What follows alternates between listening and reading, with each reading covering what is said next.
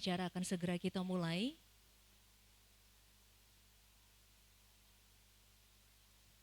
Kami mohonkan kepada para peserta dan juga Bapak Ibu dan tamu undangan untuk dapat mengisi kursi yang sudah disediakan. Kami himbau pula kepada para peserta yang baru hadir untuk dapat mengisi kursi yang ada di paling depan. Terima kasih. Bismillahirrahmanirrahim. Assalamualaikum warahmatullahi wabarakatuh. Selamat datang kami ucapkan kepada Bapak Ibu yang telah berkenan hadir pada kesempatan pagi hari ini. Kami ucapkan selamat pagi, salam sejahtera dan tentunya salam semangat bagi kita semua. Perkenalkan Bapak Ibu, saya Putri Dini Islamika yang akan memandu acara pada kesempatan pagi hari ini. Perkenankan pula untuk saya dapat menyapa hadirin yang telah hadir pada kesempatan hari ini. Kami ucapkan selamat datang kepada yang terhormat Dekan Fakultas Kehutanan dan pembicara utama Profesor Dr. Rudianto Amirta SHUT MP. Yang kami hormati Wakil Dekan Bidang Akademik dan Moderator Utama Profesor Dr. RR Harlinda Kuspradini SHUT MP. Wakil Dekan Bidang Umum dan Keuangan Bapak Dr. Rernat Harmonis SHUT MSC. Bapak Ibu Moderator Ruang dan Bapak Ibu Dosen Pengajar Fakultas Kehutanan, mitra kerja dan tamu undangan, kami ucapkan selamat datang kepada Wakil Dekan Bidang Kemahasiswaan dan Alumni, Bapak Dr. Erwin SHUT MP, Sivitas Akademika Fahutan Universitas Mula Warman dan tentunya seluruh peserta Seminar Ilmiah Kehutanan Mula Warman. Alhamdulillahirabbil alamin, berkat rahmat dari Allah Subhanahu wa taala atas karunia dan anugerahnya, hari ini Selasa tanggal 17 September 2024, kita tentunya dapat bersama-sama hadir dalam keadaan sehat walafiat di Gedung Bundar Fakultas Kehutanan. Baik, kepada para peserta yang baru saja hadir, kembali kami himbau untuk dapat mengisi kursi yang ada di paling depan terlebih dahulu. Ke pasar minggu beli lumpia, makannya langsung di tempat.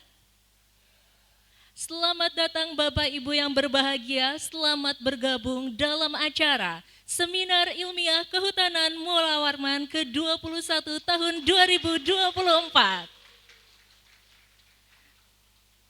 Bapak Ibu hadirin dan seluruh peserta, tentunya Seminar Ilmiah Kehutanan Mula Warman atau yang disingkat dengan SIKMA diselenggarakan oleh Fakultas Kehutanan Universitas Mula Warman. Dan tentu seperti yang sudah kita ketahui bersama, ini merupakan salah satu rangkaian dari kegiatan yudisium yang akan diselenggarakan dalam waktu dekat ini. Dan tentunya para peserta dan juga tamu undangan, SIKMA kali ini akan mengangkat topik utama, yaitu potensi dan peluang pengembangan multi-usaha kehutanan dalam menopang peran ekonomi sektor kehutanan Indonesia. Dan tentunya sudah kita ketahui bersama dengan narasumber hebat dan pembicara utama yang sangat luar biasa pada hari ini. Beliau merupakan Dekan Fakultas Kehutanan. Beri tepuk tangan kepada Profesor Dr. Rudianto Amirta SHUT MP. Kami ucapkan selamat pagi Bapak, semoga dalam keadaan sehat walafiat pada pagi hari ini bisa memberikan informasi dengan topik yang sangat luar biasa pada hari ini. Dan tentunya tema yang menarik untuk bersama kita simak di acara selanjutnya. Namun sebelum itu untuk mengawali acara, marilah bersama kita mengucap basmalah.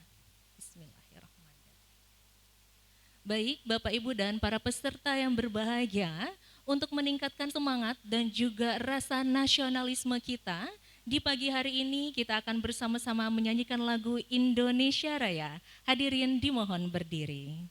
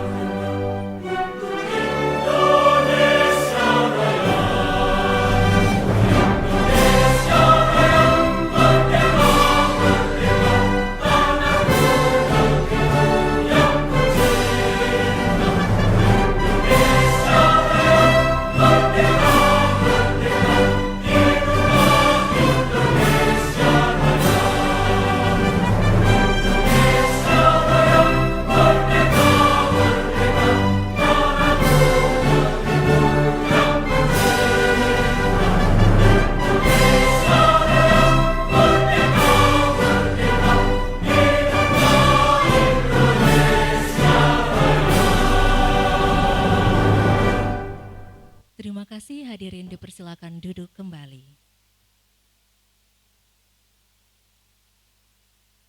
Baik, Bapak Ibu peserta yang kami hormati, demi kelancaran dan keberkahan acara pada kesempatan pagi hari ini, sejenak marilah kita menundukkan kepala, berharap kepada ridho Allah Subhanahu wa taala Tuhan yang Maha Kuasa. Dalam doa bersama, doa akan dipandu oleh Saudara Yusril Baguste, disilakan.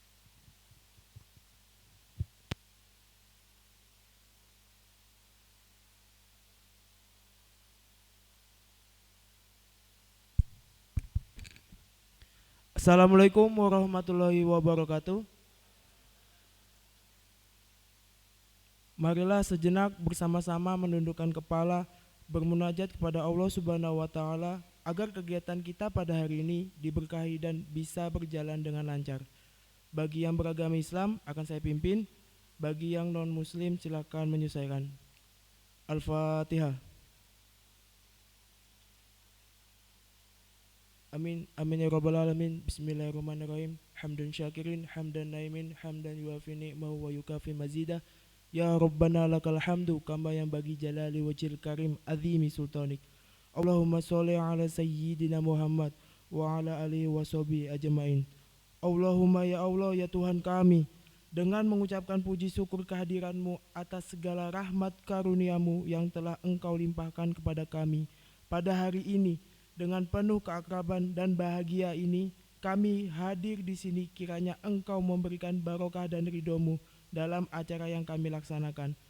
Allahumma ya Allah ya Maha Pengampun, ampunkanlah dosa kami, dosa para pemimpin, guru-guru kami, dan kedua orang tua kami. Berilah mereka kemudahan dan petunjuk dalam melaksanakan tugas yang Engkau amanahkan kepadanya. Allahumma ya Allah yang Maha luas rahmat-Mu, kini hamba menagih janji-Mu bahwa orang-orang yang beriman dan berilmu akan diangkat derajatnya. Ya Allah, angkatlah derajat hamba-Mu yang hadir pada acara pagi hari ini. Jadikanlah ilmu yang kami peroleh pada pagi hari ini sebagai bekal untuk mendapatkan ridho-Mu. Ya Allah yang Maha bijaksana, ajarkanlah kepada kami semua apa yang belum kami ketahui. Ingatkanlah apa yang kami lupa, fahamkanlah apa yang kami belum fahami. Tambahkanlah ilmu kami dan masukkanlah kami ke dalam hamba-Mu yang soleh dan soleha. Ya Allah, ya Rahman, ya Rahim, tunjukkanlah kami ke jalan utama, bimbinglah kami dalam segala langkah dan usaha agar kami dapat berperan dalam pembangunan bangsa dan negara.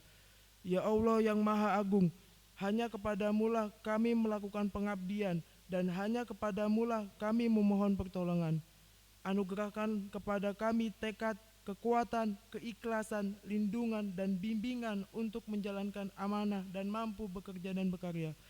Ya Allah yang Maha Mulia, tunjukkanlah kepada kami bahwa yang benar adalah benar, dan berikanlah kepada kami kekuatan dan kemampuan untuk menjalankannya, serta tunjukkanlah bahwa yang salah adalah salah, dan berikanlah kami kekuatan untuk meninggalkannya.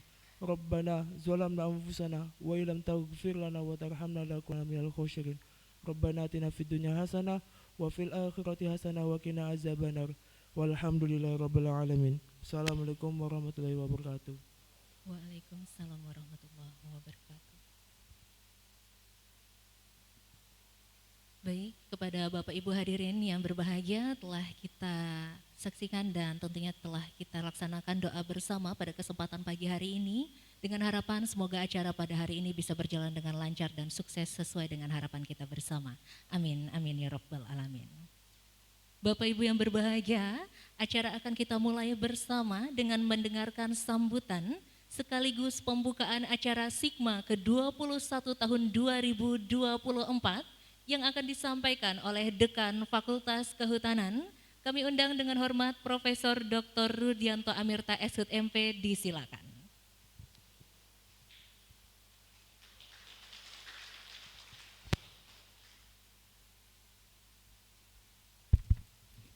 Assalamualaikum warahmatullahi wabarakatuh.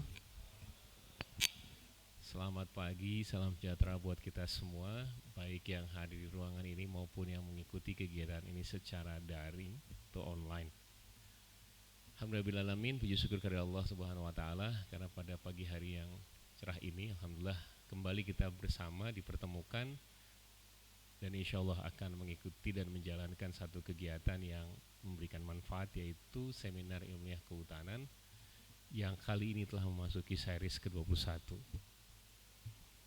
Apresiasi saya berikan kepada Wakil Dekan 1 beserta tim yang telah menyiapkan rangkaian kegiatan ini, Bapak Ibu dosen, para wakil dekan, ketua laboratorium yang berkenan hadir memenuhi undangan, tentu saja seluruh peserta yang pada pagi hari ini sudah cakep dan ganteng-ganteng pakai batik gitu ya.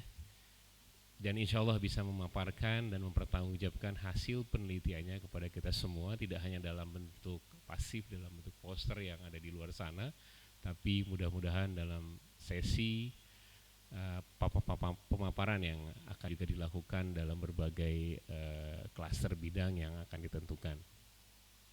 Nah, menjadi istimewa buat saya pribadi pada hari ini, selain akan membuka juga sekaligus akan menuntaskan.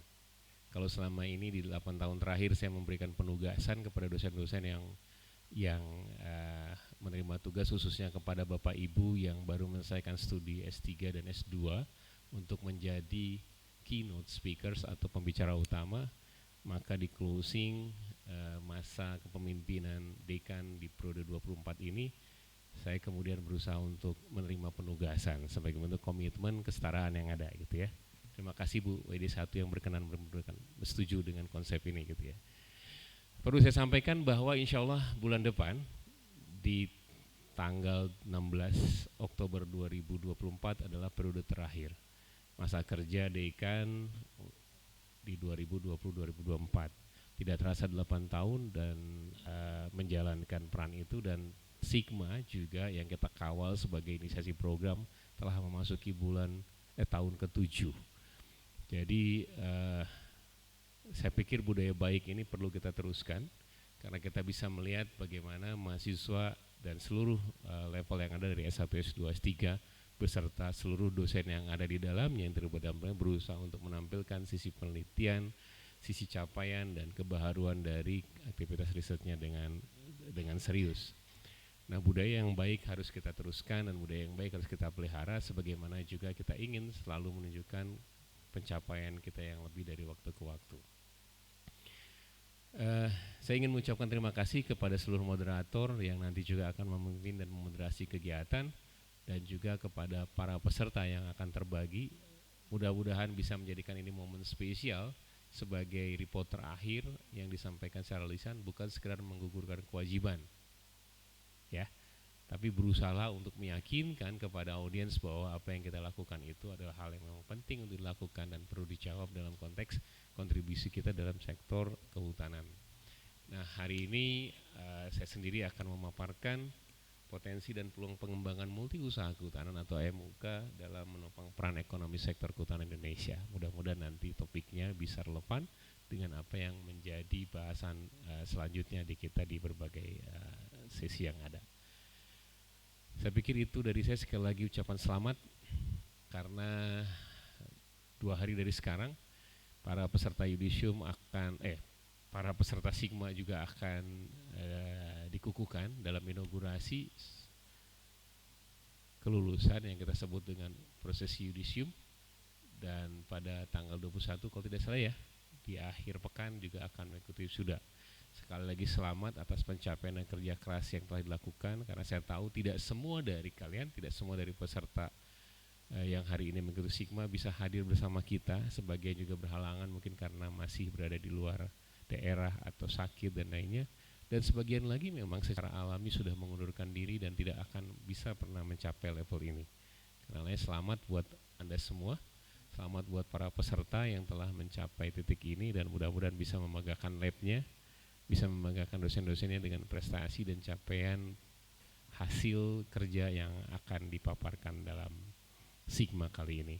Dan tentu saja kita bangga bahwa fakultas bisa membangun wahana, bisa membangun media yang memberi ruang dan kesempatan kepada para mahasiswa kita, para peserta pembelajaran di kampus Fakultas Kehutanan sebelum lulus untuk bisa berkontribusi dan memaparkan konsep besarnya kepada halayak.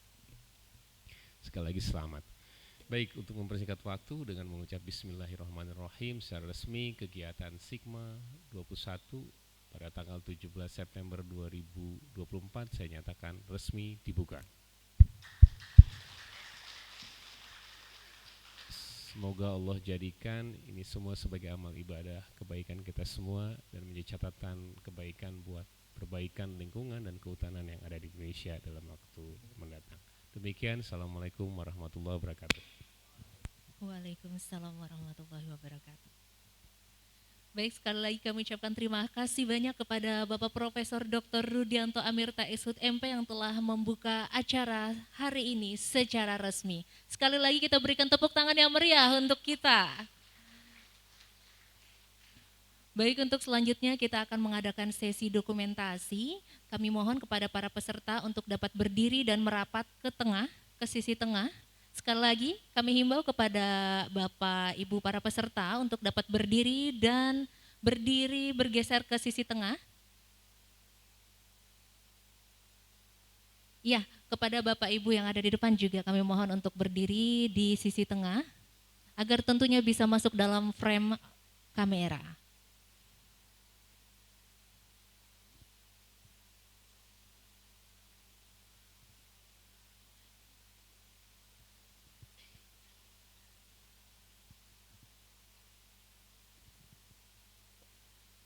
Baik, kepada para peserta sekali lagi kami mohon untuk dapat merapat di sisi tengah. Baik, saya pandu ya. 1, 2, 3. Baik, sekali lagi. 1, 2, 3. Salam lestari mungkin ya. Salam lestari, tangannya L. 1, 2, 3. Baik, mohon izin apakah ada lagi Bapak? Unggul? Unggul boleh. Karena para peserta hari ini akan lulus dengan akreditasi unggul. Sekali lagi, tangannya diangkat tinggi mungkin supaya terlihat.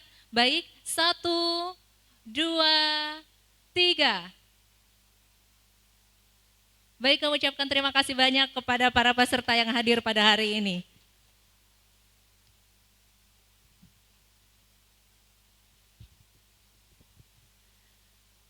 Baik, sekali lagi kami ucapkan terima kasih pada Bapak Ibu dan juga tamu undangan, tentunya para peserta yang hari ini telah hadir untuk acara seminar ilmiah kehutanan Mula Warman ke-21 tahun 2024.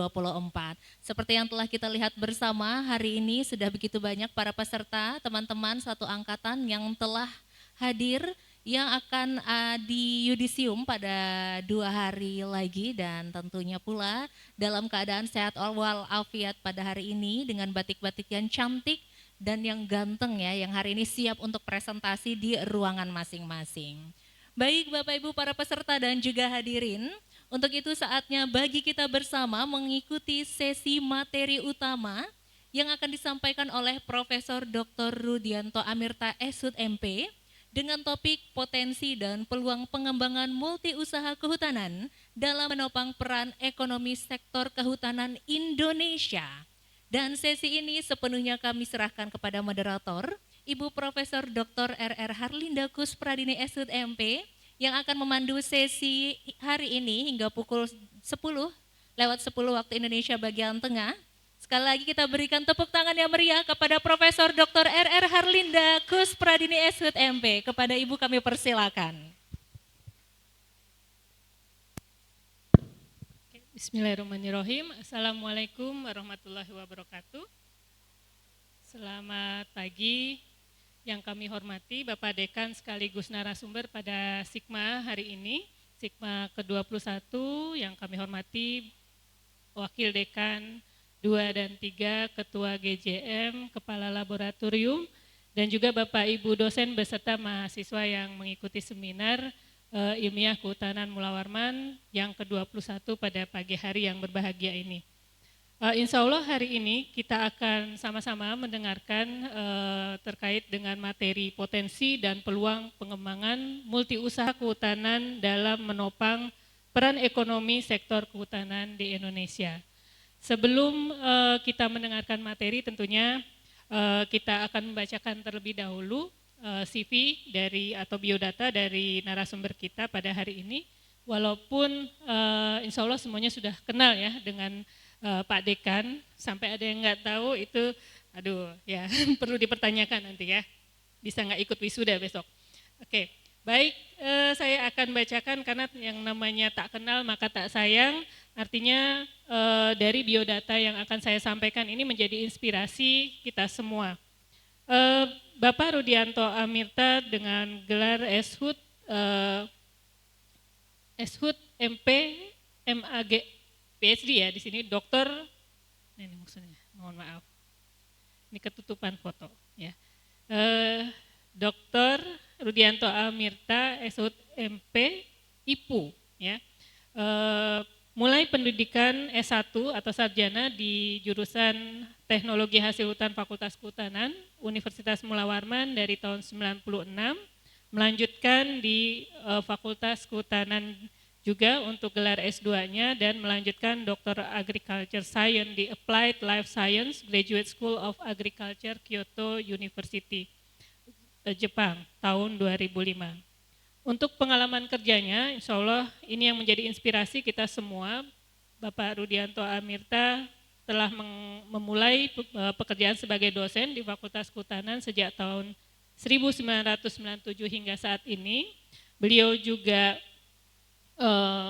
pernah menjadi asisten profesor pada saat postdoc research fellow di Jepang di Laboratorium of Biomass Conversion RIS Kyoto University pada tahun 2006-2008, juga pernah menjadi ketua program unggulan internasional Universitas Mula Warman, Direktur Kantor Urusan Internasional KUI Universitas Mula Warman tahun 2015-2016 dan tentunya menjabat sebagai guru besar di bidang kimia kayu atau energi terbarukan sejak tahun 2019 dan dekan di 2 periode ini di tahun 2016 hingga saat ini.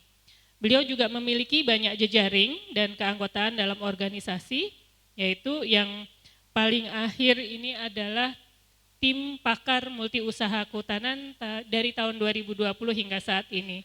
Tentunya banyak juga jejaring lainnya seperti Foretika, kemudian Pokja pengembangan energi berbasis biomasa yang dijabat beliau. Nah, kalau untuk disebutkan satu persatu sepertinya nanti akan memakan waktu yang banyak. Insya Allah beliau sangat banyak juga inovasinya termasuk penghargaan. Penghargaan beliau juga banyak mendapatkan penghargaan dari juara 1 program inovasi nasional hingga dosen berprestasi Provinsi Kalimantan Timur, peneliti terbaik, dan juga masuk sebagai pembimbing mahasiswa berprestasi tingkat nasional dan nominator nasional penerima penghargaan energi prakarsa nasional.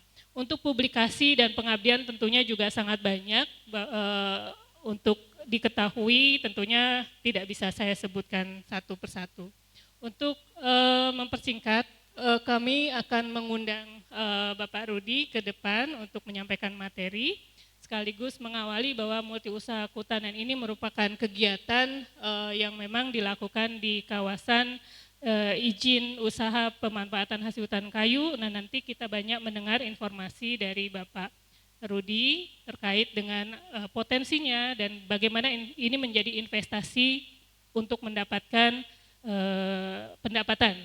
Mungkin seperti itu ringkasannya, kami persilakan Bapak untuk maju ke depan. Terima kasih.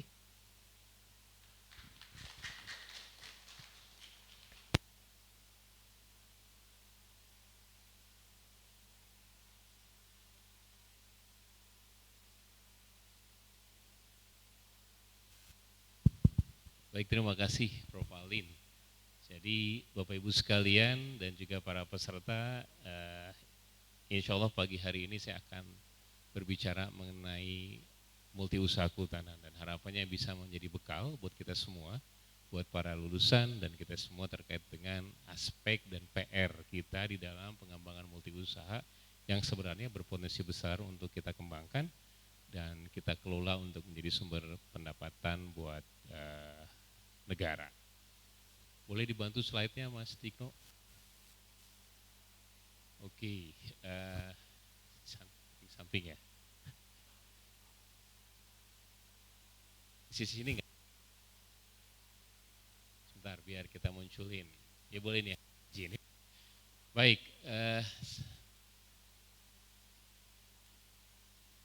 tadi sudah dikenalkan juga oleh Bu Alin bahwa sejak tahun 2020, kalau kami tidak keliru, sebenarnya ada 6 dosen Fakultas Kehutanan yang ditunjuk oleh Bu Menteri masuk sebagai anggota tim pakar Kementerian Kehutanan di dalam pengembangan multikusaha kehutanan. Di antaranya kami berdua, kemudian ada Prof. Enos Sangke Arung, ada Ibu Sukarti Ningsih, ada Ibu Marjana, dan juga ada Pak Aryan untuk bidang pangan. Jadi ada beberapa dosen di Fakultas Kehutanan yang oleh Kementerian KLHK direkognisi dan diharapkan bisa membantu tugas-tugas Bu Menteri di dalam pengembangan multiusaha kehutanan. Nah, sehingga dalam paparan kali ini beberapa konsep terintegrasi yang sudah kita kerjakan dan kita rintis untuk ditawarkan dan bisa dikembangkan oleh sektor pelaku usaha kehutanan akan kita munculkan dan diskusikan.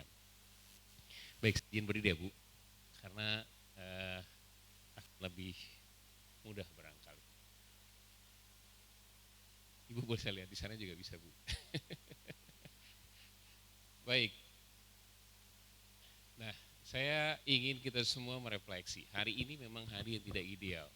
Ini materi ini pernah saya sampaikan juga di dalam refleksi Fakultas Kehutanan. Jika kita melihat sepintas data yang ada, itu terkesan bahwa hari ini sektor kehutanan itu sedang berada dalam kondisi senjakala pengembangan bisnis sektor ini. Kenapa? Karena misalnya di Kaltim yang kita tahu dulu jadi pusat pengembangan industri sektor perkayuan dan kehutanan, hari ini itu menyusut signifikan.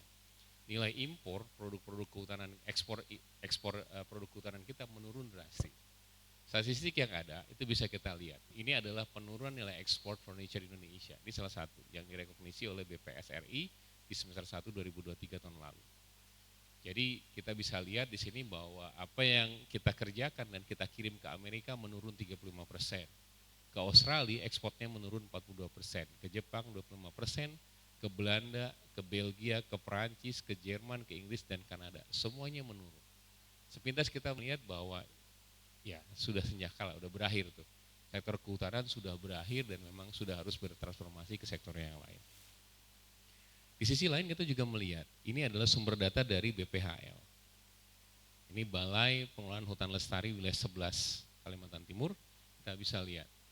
Pada data tersebut, tren produksi kayu gergajian kita itu menurun drastis.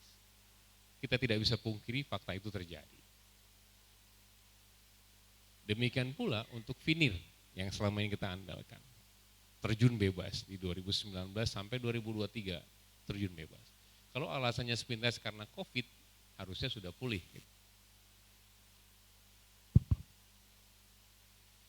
Hal ini didorong oleh perubahan kondisi dapat negara yang selama ini menjadi mitra strategis kita di dalam membeli produk-produk kehutanan kita. Misalnya, hari ini Jepang sudah melakukan ekspor ke Cina dan Vietnam. Sementara 40 tahun lalu, Jepang sama sekali tidak melakukan penebangan dan melakukan komersialisasi terhadap kayu mereka. Luar negeri, dalam negeri maupun luar negeri. Nah, hari ini kayu mereka sudah mengalami yang namanya maturity, maka daripada mati ditebang, diekspor. Jadi Juli lalu saya ke Nara, saya kaget karena justru ditawarin, mau nggak pemerintah RI membeli kayu dari Nara? Jika selama ini kita berpikir bahwa kita menjual kayu kita, maka hari ini faktanya mereka justru ingin menjual kayu mereka ke kita. Nah, ini bisa tergambar dari sini. Kalau kita cermati, imported domestic plywood, Indonesia sudah punya segmen terbagi. Hanya kurang dari 30% dari segmen yang ada. Dari 50% ini lebih ya, kita hanya berbagi 3, mungkin sekitar 15% saja. Dan hari ini itu tergambar dari existing plywood industry yang ada. Tinggal 3. Dari 2 tahun lalu masih ada 9, hari ini tinggal 3. Kenapa kita tidak segera hijrah gitu? Itu pertanyaan, nanti kita lihat. Nah, di sisi lain, kalau kita mau lihat, industri yang potensial dikembangkan adalah industri serpih. Karena pemanfaatannya bisa macam-macam. Bisa untuk tujuan pembuatan fiber, bisa untuk rayon, bisa untuk turunan selulus, bisa juga untuk energi, potensinya naik. Jadi satu-satunya yang tercatat di Kalimantan Timur yang masih prospektif adalah industri chip kayu, wood chip tani. Nah ini tergambar juga pada saat kami melakukan dialog. Jadi pada tahun 2023 saya itu mengikuti dan mendampingi Pak Dirjen dalam Indonesian Japan investment dialogue gitu ya untuk pengembangan industri sektor kehutanan. Kaget di sana. Ternyata apa? Ternyata Pertamina memfasilitasi negara untuk menjual produk-produk ini. Jadi kalau selama ini kita tahu di dalam negeri kan Pertamina yang ngejual produknya apa? Gas, minyak gitu kan. Ternyata hari ini Pertamina menjual chip kayu, pelet kayu, cangkang sawit, batu bara atas nama negara. Kemana? Ke negara-negara yang saat ini butuh pengembangan co-firing industrinya, termasuk Indonesia juga. Jadi mudah-mudahan ini menjadi informasi baru. Nah, di sisi lain, dalam beberapa tahun terakhir, Ibu Menteri Keuangan kita di era pemerintahan Jokowi Jilid II itu kan selalu teriak. Mudah-mudahan mahasiswa juga dan kita semua merekognisi ini. Pengusaha 2/3 daratan Indonesia hanya memberikan kontribusi 5,6 triliun. Menguasai 2/3 daratan. Kan hutan tuh ya. Tapi kita hanya memberikan tangible values-nya hanya 5,6 triliun. Ini yang selalu dikeluhkan. Di sisi lain, pada saat kita bicara negara harus hadir untuk kegiatan rehab, negara mengatakan butuhnya 204 triliun. Itu tercermin dari apa? Dokumen rencana strategis pengembangan Volunetzing, rencana operasionalnya. Volu ini Forest and Land Use 2030. Dari mana dananya? Pasar karbon dalam dan luar negeri, APBN, APBD, investasi swasta dan lain-lain. Butuh 204 triliun. Sepintas kalau kita mau jujur, itu pengelolaan hutan menjadi cost center. Itu barangkali yang menjadi orang berasumsi bahwa ini adalah senjakala gitu ya. Karena industri kehutanannya justru cost center, bukan profit. Salah dalam manajemen kita berarti. Ketika kita bicara manajemen berarti ada yang salah. Pasak daripada tiang. Pertanyaannya apakah memang seperti itu? Nah, coba kita telisik dalam praktek-prakteknya. Salah satunya nanti adalah lewat multi usaha kehutanan.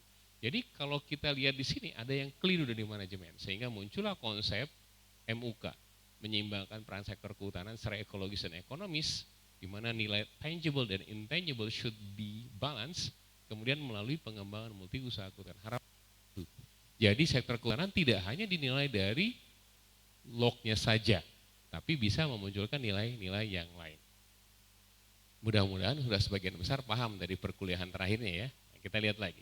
Nah, ini tentu harus direspon dunia usaha dengan pendekatan yang berbeda. Jadi kalau Rasulullah SAW kemudian ada hijrah, ya kan gitu, maka kita pun saatnya ini untuk hijrah. Jadi kita harus bertransformasi dan pindah channel dari basisnya ke kayu ke non kayu, dan itu tergambar dalam penjelasan lanjutan. Nah ini yang kemudian kita harapkan terjadi, termasuk Kaltim yang mengedepankan berbagai semboyan terkait dengan transformasi ekonomi atau green economy. Nah dalam konteks ini kita juga melihat sebagai seorang muslim misalnya, kita tidak perlu menunggu driving dari orang lain kan gitu ya. Jika kita cermati dalam surat Al-Ra'd ini ayat 11, maka perubahan suatu kaum itu dari kaum kita sendiri. Jadi karenanya orang kehutanan lah yang harus berinisiatif merubah dirinya dan masa depannya, serta kondisi yang tadi tidak ideal menjadi ideal dari pendekatan yang dibuat. Nah, transformasi itu oleh Menteri Kehutanan dan Kementerian KLHK dikawal dengan disebut dengan multi usaha kehutanan atau MUK. Jadi yang kata Peru disingkat MUK ya. Nah di sini adalah kegiatan usaha yang dilakukan di areal hak pengelolaan hutan selain pemanfaatan hasil hutan kayu. Kegiatan tersebut meliputi pemanfaatan kawasan hutan, jasa lingkungan, pemanfaatan hasil hutan bukan kayu. Selama ini nyaris kita hanya fokus kepada kayu, setuju? Pernah kan lihatnya kan ya, dalam praktik lapangan kayu basisnya. Kemudian multi usaha kehutanan juga bertujuan mengoptimalkan kawasan hutan, khususnya hutan produksi. Nah, konsep multi usaha kehutanan memungkinkan perusahaan untuk menjalankan berbagai aktivitas bisnis di dalam kawasan dengan satu izin usaha. Walaupun dalam prakteknya SOP jelas-jelas aman. Nah, karena di bagian dari tim pakar kami memberikan catatan-catatan tentang hal itu. Nah, dalam konteks ini yang dibutuhkan adalah merubah rencana kerja tahunan atau RKT-nya dan rencana kerja usahanya, RKU-nya, agar sesuai dan mengakomodasi perubahan-perubahan bisnis yang ingin dikembangkan. Pertanyaannya kemudian, bisnisnya apa aja? Kan itu pertanyaannya gitu ya. Ketika kita kayu dirubah menjadi bukan kayu, bisnisnya apa aja? Mari sama-sama kita lihat potensinya.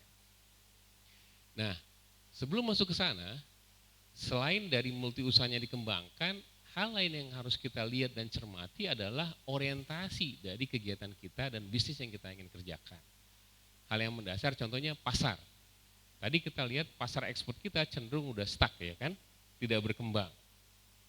Sekarang pasar Amerika yang kita andalkan, pasar Eropa pun hari ini juga bermasalah. Nah, jadi kita orientasi pasar. Contohnya ruangan ini. Ruangan ini kita lihat bagus kan? Dia mengkombinasikan antara kayunya dengan konkritnya. Tapi bagaimana dengan rumah-rumah modern hari ini? Kelihatannya kalau rumah kayu kan kesannya kayak rumahnya jadul, tradisional gitu ya. Dan mahal. Akhirnya kita tinggalkan. Nah, sehingga kita harus reorientasi, salah satunya adalah menjadikan produk kita rumah di negaranya sendiri. Itu yang harus kita kerjakan. Contoh dulu teh Jepang, teh hijau. Siapa dulu yang tahu teh hijau? Orang dari Jepang sana kan gitu ya. Kita tehnya taunya Sariwangi paling gitu ya. Sekarang semua serba matcha. Ya kan? Bubble shake, setuju kan? Milkshake. Nah, kemudian apa lagi? Kue-kue, cake semuanya pakai matcha kan? Padahal saya yakin yang menikmati matcha belum tentu pernah ke Jepang. Benar. Tapi kok kita udah kenal matchanya? Ya kan? Tapi itu tahu nggak di belakang itu? Pemerintah Jepang mendatorikan matcha atau ocha tadi, minuman teh Jepang itu untuk mereka sendiri. Mereka bangga dulu dengan mereka, baru mereka besarkan di luar. Kita udah punya teh Tahongai. Kita belum sering-sering pakai teh Tahongai ya Bu ya. Nah, Pautan kayaknya harus merubah juga ke depan tuh. Kita coba buat menjadi kemasan, kita pakai sendiri dulu. Sehingga Unmul pakai, mudah-mudahan provinsi pakai. Sehingga dia jadi tuan rumah buat bisnisnya sendiri. Itu satu. Nah, potensinya besar kita menjadi dan mengembangkan pasar tradisional, pasar domestik tadi untuk produk mandat nasional, contohnya di perumahan, pangan, energi. Kemudian mengembangkan produk hasil hutan yang berpotensi sebagai derivatif produk, kemudian pemanfaatan limbah perkaluan dan beberapa jasa lingkungan yang memenuhi target National Determined Contribution sektor emisi kita. Nah, ini mahasiswa yang baru lulus harus paham semua nih, NDC gitu kan ya, polu, basis-basis seperti itu nanti. Nah, ini sejalan dengan apa yang diinginkan oleh Ibu Menteri. Bu Menteri itu mengharapkan bahwa multi usaha kehutanan itu bisa menjadi tulang punggung dalam pengembangan sektor kehutanan masa depan. Jadi yang sudah lewat, biarkanlah lewat gitu kan ya. Cinta yang sudah putus biarkan berlalu, mari kita cari yang baru kan gitu ya. Jadi multi usaha kehutanan adalah bagian dari tulang punggung dari pengembangan sektor kehutanan masa depan. Itu yang diwacanakan oleh Ibu Menteri. Karena Bu Menteri percaya bahwa dia bisa memberikan manfaat lebih. Dan kami yakin itu sama. Nah, dalam konteks ini, maka kita harus berubah transformasinya. Dari old fashion forestry should be moved to the new fashion forestry. Ini harus dibangun. Jadi kalau tadi hanya komoditas tunggal, maka ini harus muncul kehilirisasinya, pengembangan diversifikasi usaha di sektor kehutanan, pemanfaatan kawasan dan lain-lain. Ini yang kita harapkan bisa terjadi, di mana harapannya dia bisa membangun strategis baru dalam mendukung kemandirian dan kedaulatan negara akan energi, pangan, bahan baku obat, chemical dan lainnya. Kemudian mensubstitusi bahan baku import karena ternyata masih banyak keterbatasan akan baku import. Kemudian mendorong pembukaan lapangan kerja baru, berorientasi pemutuan komoditi domestik dan berorientasi lingkungan. Nah, apa saja? Mudah-mudahan sekaligus mengupdate nih para peserta hari ini bahwa ini kita sudah orientasi pemanfaatan hutannya. sudah didudukan sebagai sumber bukan hanya kayu dan papan yang sebenarnya kita tahu sekarang, dia adalah sumber pangan, dia sumber obat, kemudian juga tempat kita melakukan dan mendapatkan healing dari sektor wisatanya, dan juga energi. Ini semua yang kemudian dibebankan dalam dorong untuk muncul dari pengembangan multi usaha kehutanan. Nah dalam konteks itu, ini kita juga ya Bu, kita di Unmul mendorong bahwa prosesnya bukan hanya melihatnya sebagai sektor hulu, multi usaha kehutanan sebagaimana bisnis dan modern dan manajemen yang ada harus diintegrasikan dari hulu ke hilir. Contoh, ketika kita memulai bisnis kita harus tahu kan berapa kira-kira kita menjual produknya, dalam bentuk apa dan berapa keuntungannya. Kalau hari ini kita hanya bicara hulunya aja, kita buat tahu dijualnya jadi apa, kecuali kayu. Nah sehingga harusnya pendekatannya bukan hanya sektoral di Kementerian Kehutanan, tapi juga mulai berpikir lintas integrasi ke kementerian-kementerian lain. Karena kita harus pegang itu supaya dia bisa menjadi backbone. Nah ini, kalau kita cermati sektor perkayuan yang ada saja dan sektor kehutanan yang ada, kalau kita bicara dari komparasi market price dan production demand, maka kita akan ketemu pada triangle ini. Jadi semua yang dihasilkan hutan itu akan memberikan nilai tinggi ketika dia difokuskan kepada produk ini. Dia kecil, tapi memberikan dampak yang besar. Sekarang di ruangan ini banyak nona-nona, gadis-gadis cantik yang semuanya pasti ingin lebih cantik dan lebih glowing. Setuju? Cowok-cowok kehutanan juga sekarang udah mulai keperawatan kan? Iya, skincare dan yang lain. Itu segmennya kecil, ya kan? Produksinya kan nggak gede-gede kan? Berapa miligram perlunya skincare tiap bulan? Satu pot berapa tuh isinya? Paling hitungan gram kan? Tapi harganya murah atau mahal? Mahal. Ini nih. Nah, medicine. Jadi kita perlu mendesain sektor kehutanan untuk masuk ke sektor itu. Berikutnya yang harus kita juga lirik dan lihat adalah food supplement. Sekarang kan vitamin segala macam gitu kan, kita butuh karena pertahanan kita tidak cukup dengan hanya makanan yang bergizi saja, karena pengaruh luar eksternal kita dari cahaya dan itu banyak debu dan kita perlu food supplement. Nah untuk energi sendiri kalau kita mau permainkan di sini dalam kembangan bisnis dia nggak akan bisa pada harga yang tinggi-tinggi amat, karena dia mempengaruhi inflasi kan, menyebabkan goyangnya pilar ekonomi ketika dia dinaikkan tinggi, daya beli rendah. Tapi kalau yang ini nggak ada batas nih. Saya jadi ingat dulu, kalau gadis-gadis, anak gadis tuh coba disentuh arang ke pipinya, diuber-uber kan di zaman saya. Sekarang dengan sukarela masuk ke perawatan mukanya dihitemin pakai lumpur gitu ya, pakai arang, bener nggak? Pakai masker arang ada nggak? Pakai masker arang? Ada kan? Tujuannya supaya apa? Glowing gitu. Jadi itu paradigma yang berubah. Seiring dengan itu adalah peluang. Nah di luar lain ada juga chemical material. Jadi kalau ini dari marketnya, di produk yang ke atas itu lebih tinggi nilainya, walaupun produksinya nggak besar-besar. Nah sehingga pada saat kita mengembangkan multi usaha kehutanan dan transformasi sektor kehutanan, kita harus lihat ini dan paham ini. Harapan saya pada suatu saat nanti diajak diskusi lebih jauh ya di Indonesia Kerja, Anda bisa memunculkan ide-ide ini. Next, kita coba lihat. Nah, sejalan dengan apa yang menjadi konsep global, kita juga harus sadar bahwa suka tidak suka, kan gitu. Sudah pada ke IKN belum? Kan sudah mulai dibuka tuh tanggal 15 kemarin ya.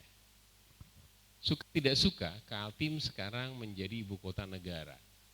Nah di sana akan ada dalam perencanaannya 1,9 juta orang yang berpindah dan tinggal di sana. Itu kan berarti pasar baru, karenanya pemerintah mendorong munculnya 6 klaster ekonomi strategis yang harusnya oleh kita kaitkan, koneksikan dengan pengembangan multi kehutanan yang bisa kita kembangkan dalam konteks mendukung industri ini. Industri apa saja? Industri teknologi bersih, farmasi terintegrasi, pertanian berkelanjutan, ekowisata, kimia dan produk turunan kimia, energi rendah karbon dan seterusnya. Dan ini sangat inline saya pikir dengan apa yang kita umumnya, yang ini kita bisa kembangkan. Nah, sekarang kita lihat bagaimana potret pengelolaan kita. Sayangnya kan gitu tuh ya, Di kita saat ini pengelolaan kayunya masih seperti ini tuh. Siapa yang di sini udah lahir tahun 80? Belum lahir, tahun 90, tahun 2000, 2000-an, udah pada lahir. Kalau kalian lihat jualan kayunya masih seperti ini nggak dulu? Tumpukan kayu begini kan jualan kayunya. Sekarang masih begitu juga? Masih kan? Itulah ketertinggalan dan kealpaan kita yang harus kita ubah. Ya kan? Kenapa? Kita selalu mengkondisikan bahwa kayu itu untuk domestik itu nggak perlu yang bagus-bagus. Sehingga stigma di kepala kita bahwa kayu itu nggak bagus. Ya kan? Karena kita selalu layanin buat orang luar yang bagus-bagus. Sehingga salah satu profesor dari British Columbia bilang begini ke saya waktu itu sama kita-kita ya Bu ya. Serasa ditampar kita semua. Dia bilang, kamu profesor di Fakultas Kehutanan, apa yang kamu ajarkan buat mahasiswa? Faktanya produk-produk kehutanan Anda itu melayani luar, bukan Anda sendiri katanya. Di mana rumah kayu berkembang di Indonesia katanya? Nggak ada kan? Di mana hutan itu yang menjadi tuan rumah di Indonesia? Nggak ada. Kita semua ekspor. Seolah kalau nggak ekspor, kan gitu ya. Sehingga stigma di kita dan yang ada di pasar kayu kita nggak berubah. Jualan kayu ya kayak gini. Padahal kalau kita lihat otomotif yang lebih complicated ya kan? Tahun 70 itu ada namanya doyok ya Bu ya. Kijang doyok. Kijang kotak. Bergeser jadi kijang super. Kemudian Innova Reborn. Sekarang udah ada Zenik dengan teknologi hybrid. Complicated mana industri dan teknologi sektor perkayuan ini dengan otomotif. Ini diproduksi di mana? Di Indonesia. Sekarang kan di Cikarang, Uling aja udah di Indonesia kan gitu ya, berkembang. Sebenarnya memang seberat itu dengan produk-produk kehutanan itu, enggak kan? Jadi kita cenderung abai atas potensi yang kita miliki gitu, karena terbiasa hanya ngirim log kita, kayu gergajian kita, plywood kita nggak kembangkan. Nah sehingga muncullah MUK untuk menopang dan melakukan transformasi percepatan ke arah itu. Sepakat kan? Saya menikmati dulu pakai mobil ini. Pernah pakai mobil ini. Yang ini belum pernah. Kan begitu ya? Tapi sedihnya jualan tumpukan kayunya masih begini dan begini juga. Nah, sehingga kami Fakultas Kehutanan mendorong itu berubah. Kalau motor itu mulai dari yang murah sampai yang mahal ada kan? Ada Revo dengan teknologi manualnya. Tapi kita juga punya PCX. Apalagi yang mau beli NMAX misalnya gitu ya. Yang harga 15 sampai harga 30 jutaan ada. Mobil juga gitu. 135 juta sampai 1,35 miliar ada. Lah sektor perkayuan nggak muncul kan? Sehingga kita perlu bangun nih. Nah peluang, bicara kayu dulu sebelum kita non kayu. Peluangnya besar. Dari laporan World Bank itu kaum Gen Z, ini Gen Z nih, ya kan? Gen Z itu akan punya kebutuhan akan rumah, nilainya 1,5 sampai 2 triliun, 2000 triliun, maaf, 1000 sampai 2000 triliun.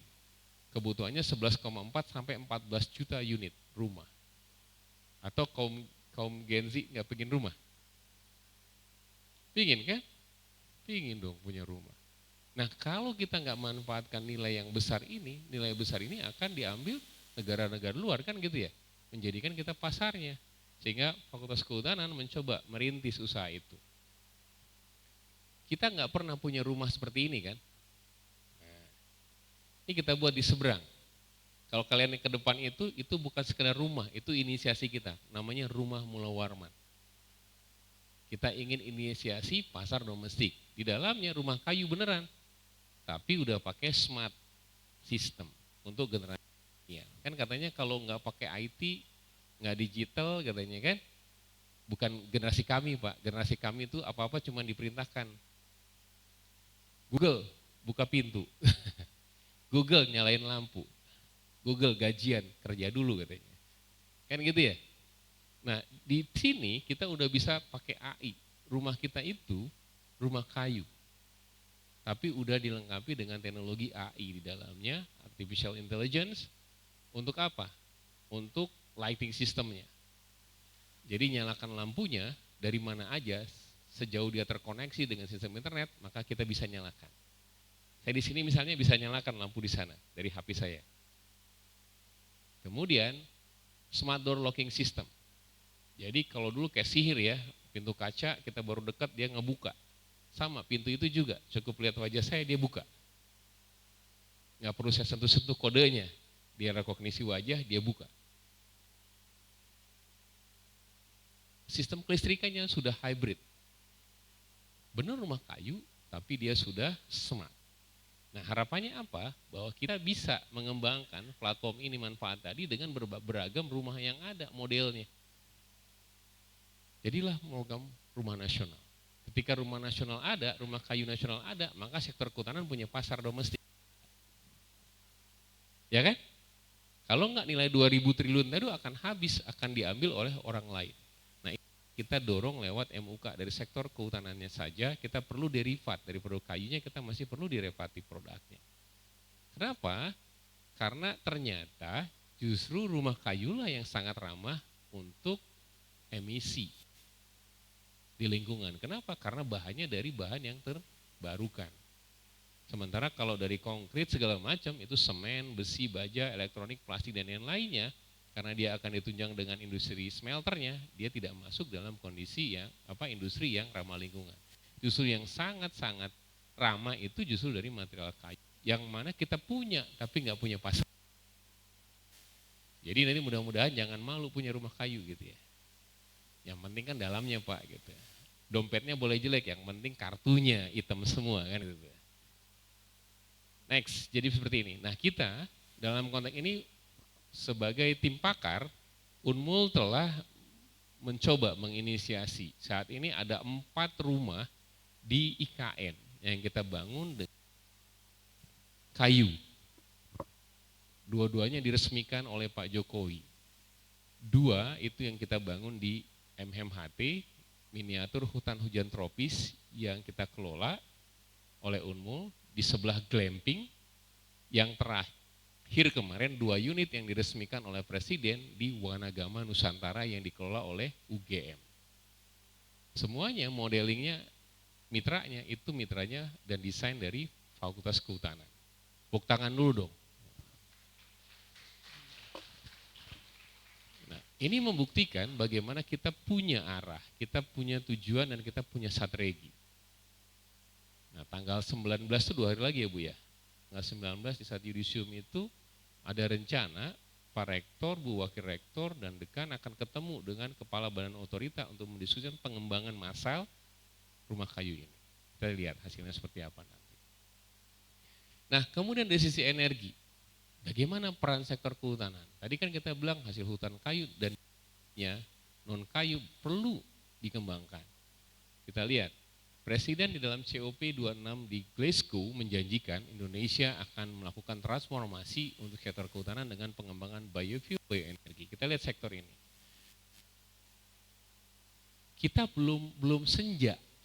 Kalau kita pandai melihat peluangnya, kita belum senja. Hari ini Pak Hutan diminta untuk membantu menyediakan 1 juta ton chip kayu untuk pembangkit listrik di Indonesia. Di pembangkit listrik PLTU Teluk Balikpapan itu kebutuhannya 60-70 ribu ton. Pak Hutan diminta berpartisipasi, membantu supply. Kita lagi upayakan. Nah, kalau untuk co-funding nasional saja, dengan strategi yang ada sekarang, dengan wood pellet misalnya, itu dibutuhkan pada saat dia dibutuhkan 5%, itu butuhnya 25 juta ton. Yang kalau dihitung harganya itu 25 triliun. Jadi kalau dibilang sektor kehutanan sekarang, saya tidak. Dan belum. Ketika kita bisa melihat peluang-peluang ini sebagai potensi. Tadi kita bicara potensi kan, MUK dikembangkan. Nah kalau ada yang mengikuti di pemberitaan di Tempo 2 hari lalu, 3 hari lalu, itu pemerintah menjanjikan untuk menutup 800 PLTU di seluruh Indonesia. dari batu bara harus berlari ke biomass dan gas. Ini peluang. Jadi ini bukan lagi wacana, ini keniscayaan yang memang sudah ada sekarang. Nah, belum lagi ketika bicara apa yang menjadi kelebihan kita. Mungkin tidak banyak yang tahu bahwa Pautan Unmul saat ini dipercaya sebagai pusat kolaborasi riset pengembangan nano kosmetik berbasis biomasa di Indonesia. Jadi Pautan kok nggak keren-keren lagi Pak, nggak galak-galak lagi pakai rambut gondrong, flanel gitu ya, yang cowok-cowoknya. Kok jadi nano kosmetik berbasis biomasa? Kok tiba-tiba dosennya produksi pemutih gitu ya, serum kan gitu ya. Karena memang tadi kalau kita lihat cermati di dia triangle-nya segitiga, nilainya kan di situ ya. Dan kita punya kemampuan itu. Kalau kemarin sempat main ke sini di minggu lalu kalau nggak salah Bu Alin ya, yang ada PKR ya, meeting itu, terus kan ada pameran tuh meeting di sini produk-produk PKR. Itu bisa dilihat di sana. Saat ini kita punya ketergantungan bahan baku obat 700 triliun. Terus pertanyaannya, alumni Unmul, ya kan ya, dan sektor kehutanan Kalimantan Timur mau berpartisipasi berapa triliun? Bukan angkanya di situ ya. Ini kita masih impor. Padahal kita tahu kita nih untuk yang tadi yang ingin cantik itu, yang ingin cantik tadi itu ya, global domestic market itu 377,243 million dollars per tahun. Itu saya nggak tahu, belum saya hitung berapa triliun tuh. Ternyata cantik itu mahal, benar. Cantik itu mahal, benar. Pelembab aloe vera aja mahal ya. Saya kemarin ke Jepang dititipin anak sama istri saya, waduh, ya titip ya katanya. Mahal ternyata itu ya. Apalagi yang sekarang kiblatnya ke Korea ya, cowok-cowok aja glowing kan gitu ya. Sampai kadang-kadang saya membedakan yang mana laki mana perempuan, bingung saya gitu ya. Karena glowingnya sama gitu ya. Tapi untungnya di ruangan ini cowok-cowoknya nggak glowing banget kayak gitu ya. Iya kan? Bulan lalu kok nggak salah, ada salah satu investor yang datang, saya sampai berpikir dia itu artis atau direktur perusahaan kehutanan gitu, karena mirip apa grup K-pop apa tuh ya, K-pop apa Bu ya? Yang apa tuh Bu, yang ada army-nya tuh apa namanya? BTS itu ya, Broad Station gitu ya, BTS ya, ada army-nya. Karena ya, cowok kok ini banget gitu ya, ternyata. Nah ini adalah ruang besar. Bu Alin, Prof Enos, Prof Irawan, Bu Ni dan teman-teman itu udah punya link ke Wardah, ke Mustika Ratu, ke Citra, ke Sari Ayu, ke Marta Tilaar, Purbasari, Makeover, Moko-Moko dan lain-lain. Kok Bapak hafal? Ya tadi, karena tadi ya, mau tidak mau kita harus hafalin itu, karena itu peluangnya. Dan kita berpeluang besar, kita punya daun, kita punya buah, kita punya kulit, kita punya batang, kita punya akar. Yang kita bisa ekstrak menjadikan produk-produk kosmetik tadi, perawatan, obat dan lain-lain. Yang nilainya apa? 700 triliun tadi. Kan Pautan nggak mau tinggalan kan? Kita ingin lulusan kita memahami, menguasai itu dari manajemen pangannya sampai hilirisasinya. Ini dia, benar kan ini ya? SK, Sari Ayu, Moko-Moko, Emina, Makeover. Dekan kehutanan sampai kan gitu ya. Ini cuan, ya kan? Inilah yang kita dorong muncul dari multi usaha kehutanan. Sayangnya kiblat kehutanan kita masih berat ke kayunya. Nah sehingga pekerjaan kita berat nih, PR-nya masih banyak. Tim multi usaha kehutanan harus terus sosialisasi, terus menampilkan hitung-hitungan, fakta-faktanya.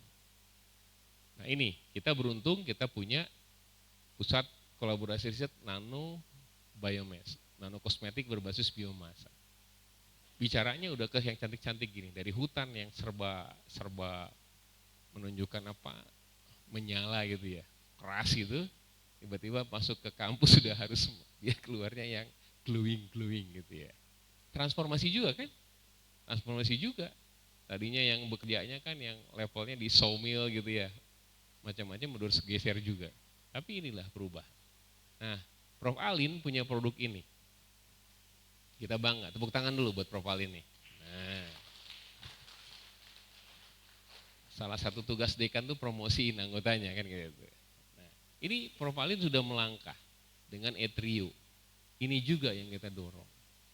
Cuma sayangnya memang sektor kehutanan itu lebih sulit berubahnya ketimbang sektor tambang. Justru hari ini yang mulai banyak berpikir untuk melakukan transformasi, mereka dari pinjam pakai kawasan, PKHH kan, pinjam perizinan, kan gitu ya, PPKH ya Pak, perizinan. Nah mereka ingin beralih menjadi PBPH, supaya investasi yang mereka lakukan dengan tidak sia-sia. Kita dorong mereka melakukan handover peran mereka dari pinjam menjadi pengelola. Nah apa yang mereka pilih? Mereka lihat dari piramida tadi produk mana. Ika Group mengembangkan forex dengan produk-produk asiri dan misalnya.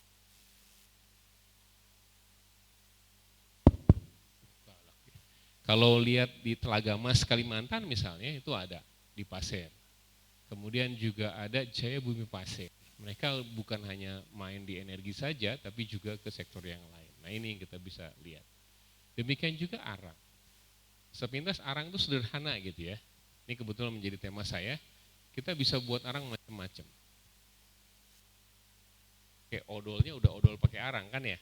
Colgate arang, Pepsodent arang. Kalau Mama ini ada Papa Lemon. Kayak beduk aja nih.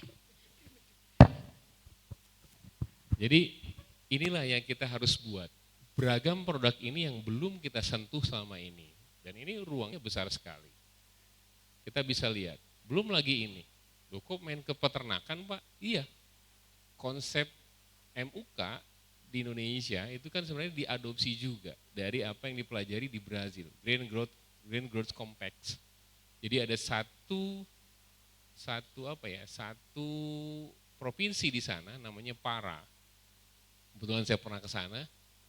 Pará State itu dia menghasilkan 30% pendapatan buat negaranya. Dari apa? Awalnya dia hanya petaninya hanya nanam jagung, nanam rumput, nanam kedelai. Terus produknya dilempar, kayak kita gitu kan ya. Buat kayu diekspor ke tempat lain. Terus dia mikir, kan teknologinya mudah aja ya. Hanya difermentasi kemudian dibuat jadi pellet. Seperti ini jadi pakan. Akhirnya mereka berinvestasi tambahan. Udah kita buat ini deh. Sampai di sini nggak puas, kan ini sederhana aja katanya. Sekarang kita kirim pakannya, orang pakai untuk gemukin sapi, sapinya yang mahal. Akhirnya mereka berubah. Tadinya hanya kelompok petani yang hanya memproduksi 3 produk ini, sekarang masuklah dia menjadi co-farming farmer ya. Kemudian ke industri chicken farming juga mereka kerjakan. Sehingga setiap bentang daerah tuh nggak ada yang kosong. Jadi kalau kita lihat di sini kan ilalang kosong gitu ya, padang kosong, di sana enggak. Setiap mata memandang selalu ada kuda, ada sapi gitu. Kalau ayam dibuat dibuat kayak kita juga. Nah tidak sampai puas di sana, mereka lihat, loh kan habis itu nilai jual tertinggi di dagingnya kan ya, yang diolah dan yang lain. Akhirnya apa mereka? Mereka buatlah slaughtering house yang saat ini menguasai pasar halal meat dunia dengan produk sedia. Jadi kalau yang pernah keluar negeri, biasanya halal meatnya tuh sedia produknya. Ya Mas ya, di Thailand juga sedia kan? Di Korea, di Jepang saya lihat sedia juga. Menguasai pasar daging halal dunia. Satu provinsi, tapi pendapatannya 30% pendapatan dari Brazil. Nah Indonesia Kaltim, kita menguasai mungkin sepertiga juga pendapatan negara dari sektor tambang. Ya kan? 67% pendapatan asli Kaltim itu dari tambang. Pertanyaannya ketika tambangnya berakhir, what should we do? Kan gitu. Apa yang harus kita kerjakan? Nah, sebelum kejadian banjir, mari kita siapkan penangkalnya. Sebelum hujan kita siapin penangkalnya. Nah, mudah-mudahan inilah hal-hal ini menjadi berpeluang. Nah, kita di Unmul sebenarnya integrasi Fakultas Kehutanan dengan teman-teman perikanan sudah coba. Misalnya mengintegrasikan tadi kan growth complex-nya dengan integrasi usaha yang kita tawarkan ke teman-teman dari PBPH yang arealnya punya potensi dikembangkan silvofishery misalnya. Ini Prof. Ir dengan Prof. Esti mengembangkan produk berbasis kepada empon-empon ya Bu ya ini ya. Ini terong asem, ini lempuyang kalau nggak salah ya, jahe dan lain-lain saya nggak hafal. Dibuatlah menjadi produk pakan obat stimulan pertumbuhan, ada bioimun, biopremic, biostesi, biofit, fitoimun. Jadi kalau mau ikannya pingsan pakai biostesi. Ikannya dipingsanin dulu, dikemas, kirim, nanti airnya diganti, berubah dia, sadar lagi. Tapi jangan dicoba sama temennya. Takutnya nggak bangun lagi. Nah kemudian ini dibudidayakan dan dijual jadi produk bioperkasa food. Jadi udah kita kolomin semua ya gitu ya. Demikian juga ini yang Prof. Enos kemarin dapat penghargaan nasional. Jadi dari daun tahongai dirubah menjadi tadinya hanya herbal tea saja, dikemas kemudian menjadi herbal mix, dikembangkan menjadi usaha chicken farming dan kemudian jadi The Chickens.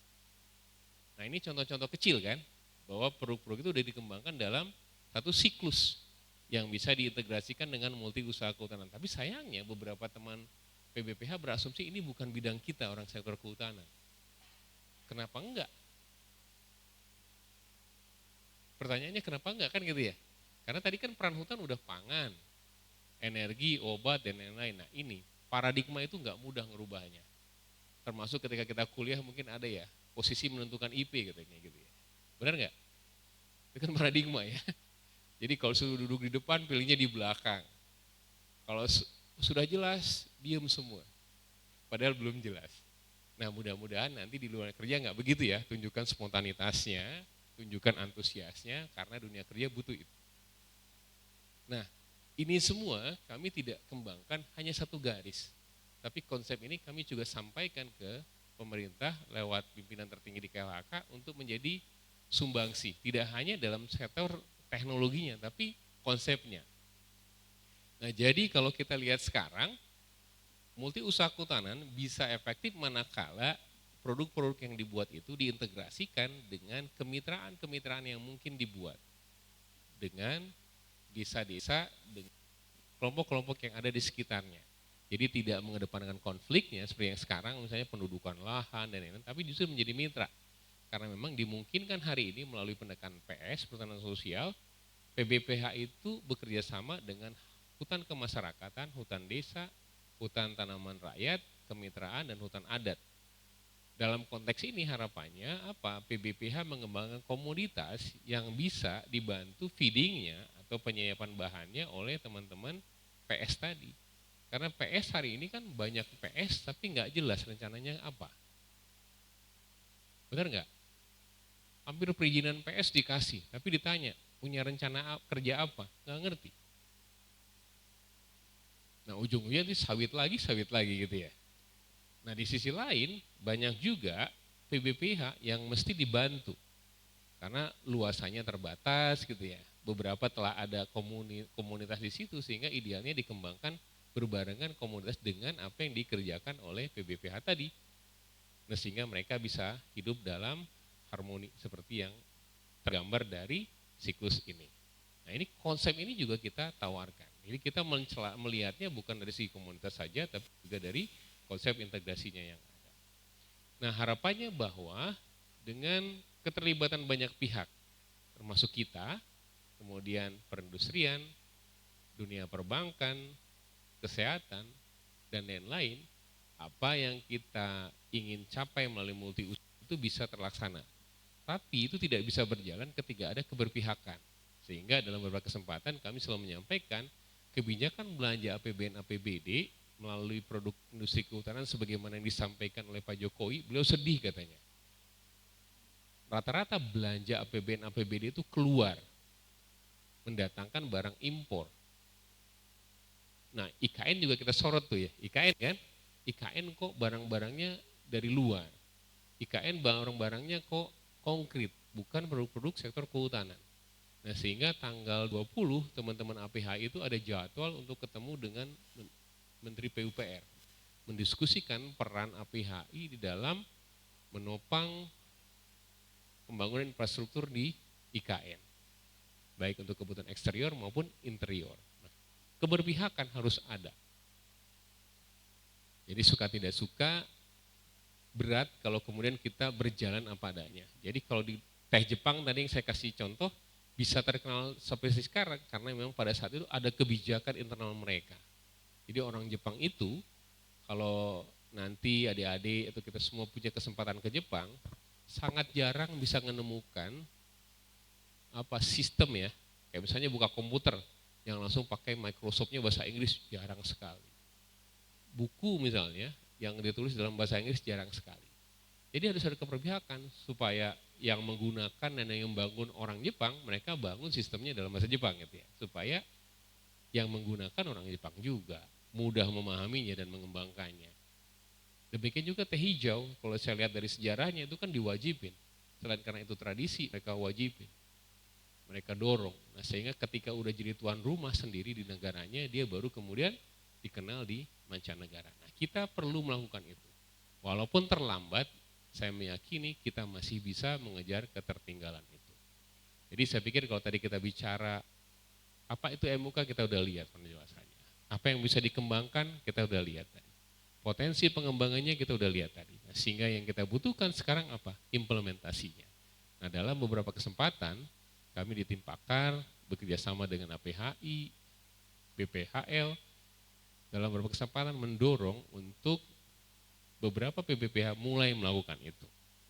Nah, memang tidak mudah di saat kita semua sedang terpuruk seperti sekarang. Tapi beberapa entitas baru seperti itu dari Indika, Selasa depan Ibu, Indika akan berkunjung. Mereka sangat serius mengembangkan produk-produk multi usaha kehutanan dan meminta bantuan kepada Fakultas Kehutanan untuk mendampingi dan membantu mereka dalam pengembangan lebih lanjut. Jadi saya pikir itu sedikit informasi terkait tema kita, multi usaha dan potensi serta perannya yang bisa kita harapkan di dalam mendongkrak peran sektor ekonomi kehutanan Indonesia. Kalau kita lihat angkanya tidak kecil ya, 25 triliun, 700 triliun gitu ya, dan sekian triliun-triliun yang lain. Nah, mudah-mudahan ketika kita bisa kembangkan dan terapkan ini semua, kita bisa kembali merasakan marwah untuk dihargai dan diharapkan. Contoh kecil misalnya listrik saja. Ketika satu daerah bergantung listriknya pada biomass misalnya, yang diproduksi dari hutan, maka orang akan respect dengan hutannya. Karena begitu hutannya hilang, maka listriknya akan padam. Kan seperti itu. Ketika batu baranya hilang, listriknya padam. Ketika listriknya bergantung dari sektor kehutanan, maka hutannya akan dijaga, dikembangkan, dan dimaksimalkan penggunaannya. Nah, jika itu terjadi, maka insya Allah saya meyakini tidak ada alumni kehutanan yang akan kesulitan dengan pekerjaan gitu kan. Belum lulus aja mungkin seperti dulu lagi. Udah diantri oleh pihak-pihak luar sana untuk diminta bantuan tenaga dan jasanya di dalam mengembangkan sektor bisnis kehutanan yang ada. Itu demikian harapan kita. Demikian Bapak Ibu sekalian yang saya bisa sampaikan. Sekali lagi terima kasih. Dan harapannya apa yang kita buat dan kita kerjakan ini bisa menjadi bagian kita di dalam berperan untuk mengatasi hal-hal penting 17 tujuan utama dalam sustainable development yang disampaikan oleh berbagai pihak termasuk oleh PBB ya, dengan harapan bahwa apa yang kita kerjakan bisa mengatasi kemiskinan, kelaparan, kehidupan sehat dan sejahtera, memberikan ruang dan pendidikan berkualitas. Walaupun tidak semua, tapi meyakini bahwa MUK jika diterapkan dengan benar bisa memberikan ruang untuk berperan dalam berkontribusi dalam mewujudkan beberapa hal yang menjadi permasalahan dunia saat ini. Demikian Bapak Ibu sekalian, ini adalah 17 SDGs Goal ya, yang mesti kita juga konsentrasi di dalam kerja-kerja kita selama ini. Demikian, terima kasih. Assalamualaikum warahmatullahi wabarakatuh. Mohon beri aplaus buat Pak Rudi narasumber. Baik, terima kasih banyak atas materinya, luar biasa ya semuanya. Mungkin saya juga belum menyimpulkan apa-apa karena ini dari materi yang sudah disampaikan ini memang menjadi bekal terutama adik-adik yang sebentar lagi meninggalkan Fakultas Kehutanan, jadi bekal bahwa memang berbagai bidang itu bisa menjadi satu, ada yang mungkin dari teknologi dan bukan dari teknologi, dari budidaya dan sebagainya, itu bisa bersinergi untuk menghasilkan pola tadi potensi pengembangan multiusaha. Nah, untuk itu kami mungkin ada waktu Putri berapa lama? Sampai jam 10 ya. Sampai jam 10, baik, masih ada waktu sekitar 25 menit. Kami persilakan bila ada yang mau bertanya, mungkin dari dosen atau mahasiswa. Satu, ada lagi dari mahasiswa? Oke, kami persilahkan dari Pak Tri terlebih dahulu. Kami persilahkan Pak. Baik, terima kasih Walin, Pak Rudi dengan presentasinya yang memberikan harapan ke depan. Tapi saya ingin kembali ke bagian awalnya itu Pak. Dulu memang ada suasana HPH, suasana HTI kan itu. Dan berkembang menjadi IUP, HHK, HA dan IUP, HHK, HTI, nyebutnya aja susah saya sampai sekarang. Yang menarik bagi saya adalah dengan satu izin yang saya ingin memperoleh tambahan informasi, dengan satu izin itu prakteknya seperti apa. Karena para pengusaha mungkin tidak pada saat yang sama merancang semua kegiatan gitu. Mungkin berawal dari IUP, HHK, HA atau HTI.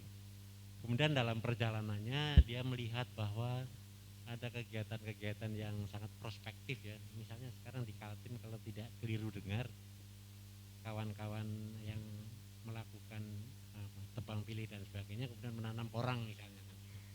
Ada juga yang mengembangkan kayu putih misalnya.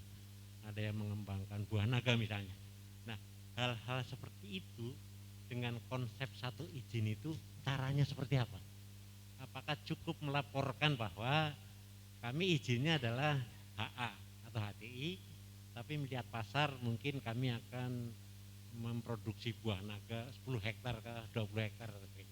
Nah di sisi itu kami semua mungkin ingin mendengar bagaimana praktek-praktek baik lah dari dunia kehutanan ini ya. Karena sekarang ini urusan-urusan izin ya, di dunia kehutanan ya, terutama kawan-kawan yang amdalnya menjadi kewenangan Kementerian KLHK semuanya pada mengeluh gitu Pak. Amdalnya itu 1 tahun, 2 tahun harus antri gitu ya. Sementara resikonya ada di kita, di daerah kan gitu ya. Saya kira mudah-mudahan ada tambahan informasi tentang satu izin ini Pak. Terima kasih.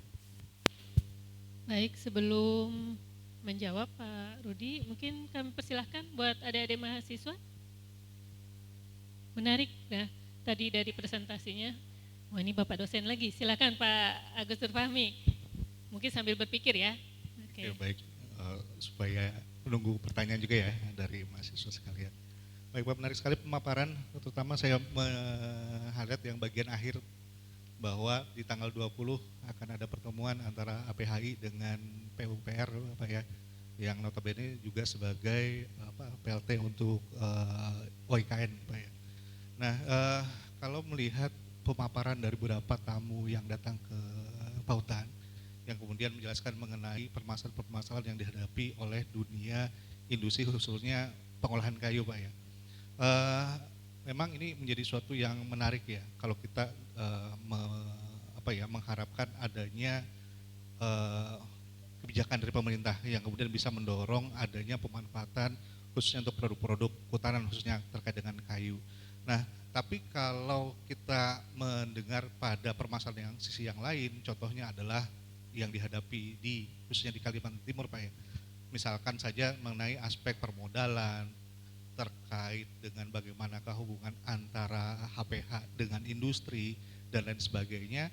Nah, kira-kira apakah kalau misalkan permasalahan yang ada ini belum terpecahkan, apakah ini bisa kemudian mendorong bahwa OIKN itu bisa memberikan insentif kebijakan khususnya kepada pengusaha-pengusaha khususnya di sektor kehutanan untuk kemudian diberikan peluang partisipasi aktif di pembangunan khususnya di IKN.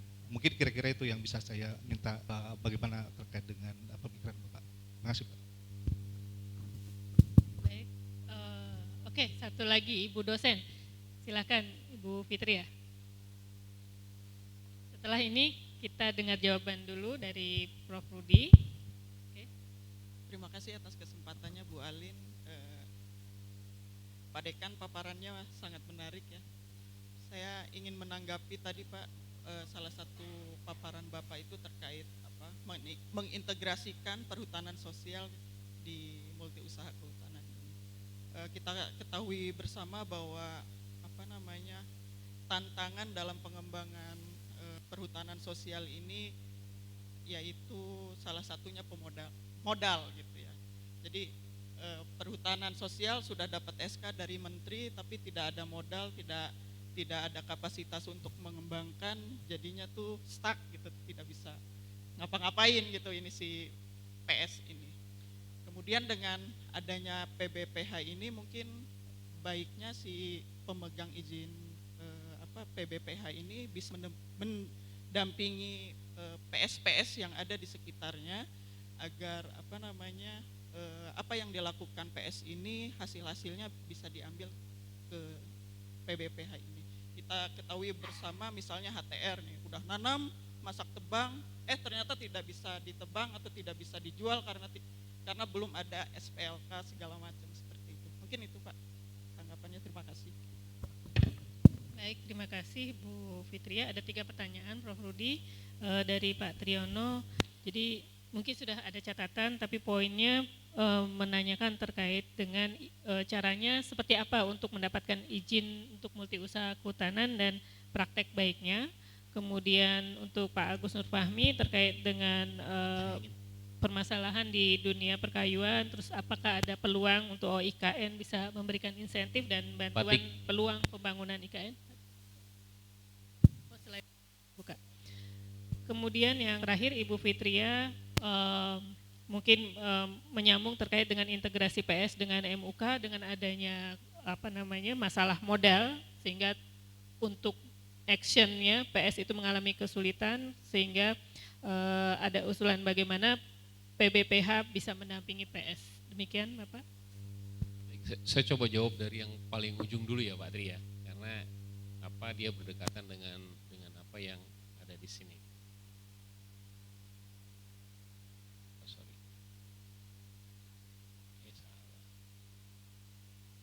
Patik dikembalikan ke paling belakang Patik.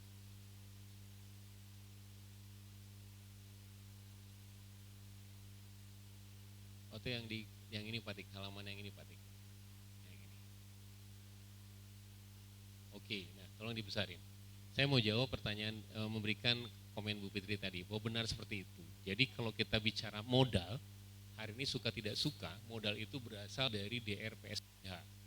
Kalau pembinaan PS itu saat ini di provinsi itu menggunakan dana DRPSDH yang dikumpulkan dari tax, kan gitu ya, dari tax, dari usaha yang dikelola oleh PBPH, PBPHTI, PBPHH juga.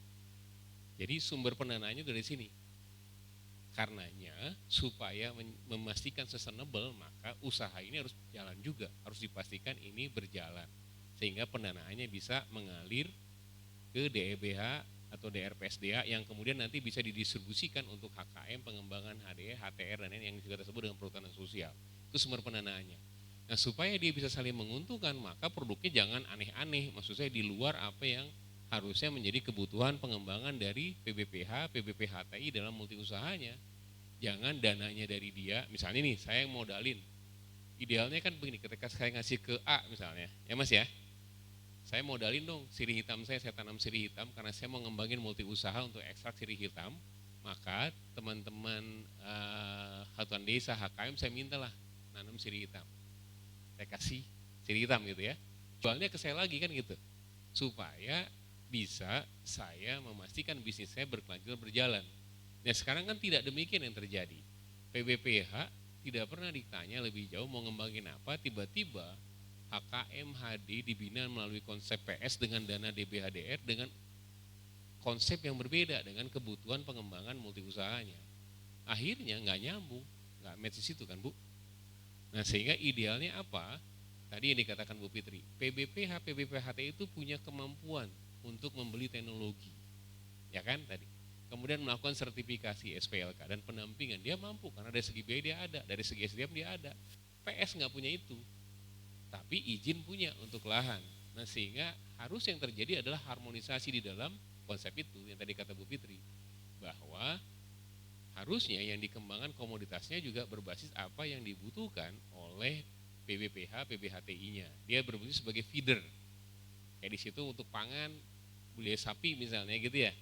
Nah, pakannya misalnya dari teman-teman HTR, HD, HKM dan lain-lain. Atau sebaliknya, mereka juga, tapi kemudian pada saat udah slaughteringnya dikembangkan di PBPH HTI-nya. Karena mereka punya modal, punya teknologi dan manpower untuk sampai ke tingkat itu. Modalnya lebih besar. Tapi untuk modal, memastikan modal di HKM-nya berjalan, HD-nya dapat, HA-nya dapat, PS dapat, maka bisnis itu harus jalan. Nah, saat ini tidak demikian. Hari ini bermasalah nih. Karena dari contohnya tadi saya katakan, dari 83 PBPH itu tinggal 30 kalau nggak salah. Berarti udah 50 kan yang kolaps. Ketika mereka kolaps, mereka nggak nyetor ke negara. Ketika dia nggak nyetor ke negara, berarti PS punya dana. Ini kan buah si malakama. Sehingga kenapa saya buat ini, supaya harapannya ini menjadi concern kita. Bahwa ini harus dipastikan berjalan. Dengan apa? Membangun domestic marketnya. Ketika domestic marketnya sesuai dengan need-nya ada, maka dia bisa memberi ruang untuk memberikan penghasilan dan dana yang akan digunakan oleh PS-nya.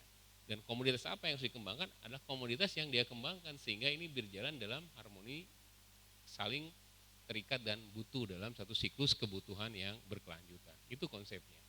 Kalau kemudian sekarang dana itu dibuat untuk bisnis yang lain, perkebunan, bisnis pertanian, enggak sama sekali berhubungan dengan bisnis yang dikembangkan oleh PBPH-nya, maka PBPH-nya stuck, mati. Bisnis juga enggak dapat dana kan gitu. Itu yang terjadi selama ini. Sehingga itulah yang harus kita dekati. Nah, kemudian yang berikutnya yang tadi disampaikan oleh Pak Tri, itu lebih ke sini Pak Tri, memang setuju, ini mudah di kita juga ternyata teman-teman kehutanan tidak siap pada saat melaunching program multi usaha kehutanan lupa bahwa ini harus diawali dengan perubahan RKU ya Pak. Jadi yang harus diusulkan di awal adalah RKU-nya. Jadi RKU harus dibuat merevisi rencana kerja usaha dan rencana kerja tahunan.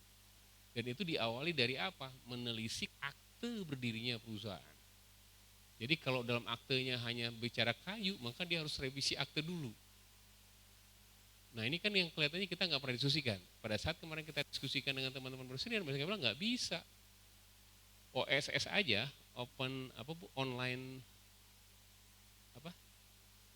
submission ya, single submission OSS, itu kan harus clear apa gitu ya. Nah sama. Ketika mereka mendaftarkan produknya dan yang lain, dia nggak bisa jualan kalau itu tidak ada di dalam aktenya dulu. Dia rubah aktenya dulu, baru kemudian memasukkan produk-produk yang akan dia buat di situ, baru dia buatlah proposalnya dalam usulan RKU perubahannya kan.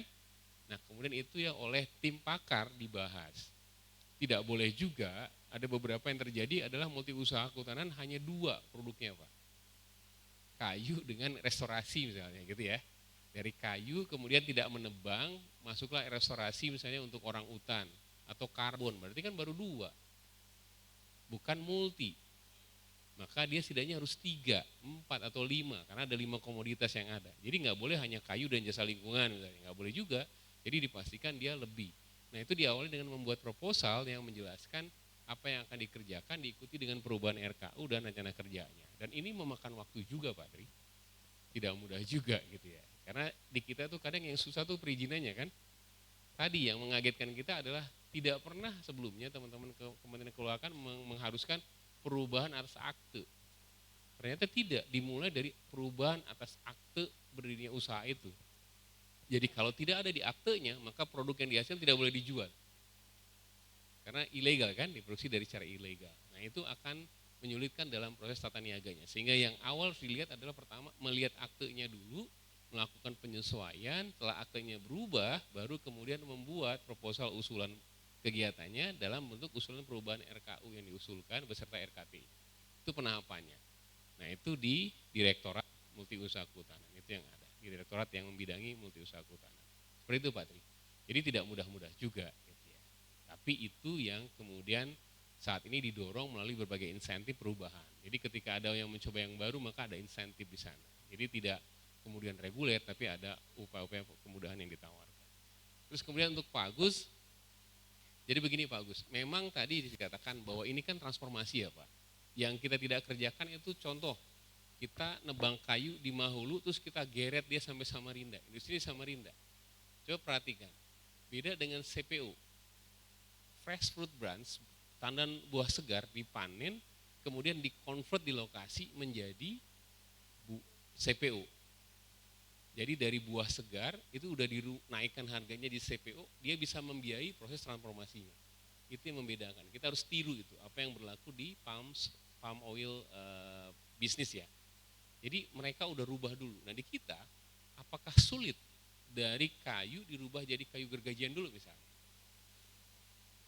Teknologi akan serumit otomotif kan? Tapi kita tidak kerjakan dengan banyak dalih. Nggak ada listriknya, nggak ada jalan. Tapi ada listrik, ada jalannya nggak? Ini kan motivasi ya. Mereka lakukan. Padahal 1 kubik kayu kita tidak lebih murah daripada 1 ton gitu. Nah tapi mindset kita itu, karena dari dulu digeret kayunya. Jadi kalau kita diskusi, kenapa nggak dilakukan proses penggergajian atau pengolahan awal ya di lokasi produksi di sana? Mereka selalu katakan, oh nggak ada listriknya, nggak ada jalannya. CPO sekarang sudah diproduksi di Mahulu sana. Di mana jalannya di Mahulu? Ada jalannya kan? Listriknya di mana? Mereka buat sendiri listriknya. Nah ini kelihatannya mindset dari para bisnismen kita yang sampai di titik itu karena terbiasa pada pola-pola reguler tahun 70 masih nggak berubah. Nah sekarang itu yang kita ingin rubah. Contohnya lewat program rumah kayu itu. Kalau rumah kayu itu kan dibuat dari ukuran, coba kalau kita lihat di sini Bapak Ibu. Kalau kita cermati ini kan di labnya Bu Isna ya. Nah kita cermati Bapak Ibu, kayu ini rumah kayu ini dipotong, ini ada sambungan nih. Ini 1 meter sambungan. Jadi sebenarnya kita bisa maksimalkan nilai dari kayu-kayu yang punya panjang terbatas. Kalau sekarang kan enggak, kayu 4 meter gitu ya. Ini enggak, filosofinya udah dibangun tuh sambungan. Dari bagian bawah kayu ulit, di dindingnya meranti, framingnya bengkirai, frame tertentu kita kasih sungkai misalnya. Dengan begini menghargai kayu agar affordable, agar terjangkau. Kalau semuanya ulin, pasti harganya nggak bisa dibeli. Ini di online, penjualan online, rumah tipe 64 ini dihargain 360 juta, tipe 64, 2 kamar plus furniture-nya, ada kitchen set-nya dan lain-lain. Udah pernah ditengok belum misalnya?